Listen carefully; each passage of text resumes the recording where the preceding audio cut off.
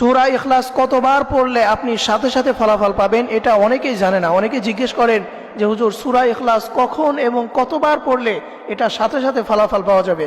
এটার জন্য সবথেকে ভালো যে সময় সেটা হচ্ছে শুক্রবার দিন আসরের নামাজের পর থেকে নিয়ে মাগরিবের আগ মুহূর্তে।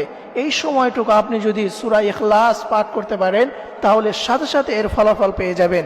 এটা পড়ার নিয়ম হচ্ছে আপনি সর্বপ্রথম আপনি 3 বার দরুদ শরীফ পাঠ করবেন। দরুদের মধ্যে শ্রেষ্ঠ দরুদ হচ্ছে দরুদে ইব্রাহিম, অর্থাৎ যেটা আমরা নামাজের ভিতরে পড়ি, আল্লাহুম্মা সাল্লি আলা মুহাম্মাদ ওয়া আলা আলি মুহাম্মাদ কামা সাল্লাইতা আলা ইব্রাহিম ওয়া আলা আলি ইব্রাহিম ইন্নাকা হামিদুম মাজিদ, আল্লাহুম্মা বারিক আলা মুহাম্মাদ ওয়া আলা আলি মুহাম্মাদ কামা বারাকতা আলা ইব্রাহিম ওয়া আলা আলি ইব্রাহিম।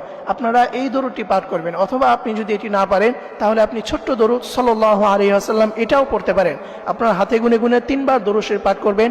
এরপরে আউযু বিল্লাহি মিনাশ শাইতানির রাজিম এবং বিসমিল্লাহির রহমানির রহিমের সাথে আপনারা সূরা ইখলাস হাতে গুনে গুনে 11 বার পাঠ করবেন এবং শেষে আবারও 3 বার দরুদ শরীফ পাঠ করবেন। এটা যদি আপনি শুক্রবার দিন আসরের নামাজের পরে আপনি যদি এই আমলটি করে আল্লাহ তাআলার কাছে এভাবে চাইতে পারেন, আল্লাহ এই সূরা ইখলাসের ভিতরে আপনার পরিচয় রয়েছে, এই জন্য আমি এই সূরাকে অনেক ভালোবাসি, অনেক মহব্বত করি, অতএব এই সূরার উছিলায় করে আপনি আমার জীবনের সকল অভাব দূর করে দিন, আমার যত সমস্যা রয়েছে সকল সমস্যা আপনি দূর করে দিন, আমার রিজিক আপনি বৃদ্ধি করে দিন। তাহলে আল্লাহর কসম করে বলছে আপনি যদি এইভাবে আমল করে আপনি যদি আল্লাহর কাছে বলতে পারেন, ইনশাআল্লাহ ইনশাআল্লাহ আল্লাহ রাব্বুল আলামিন অবশ্যই আপনার সকল সমস্যা দূর করে দিবেন এবং আপনাকে রিজিক দ্বারা ভরপুর করে দিবেন। সুবহানাল্লাহ।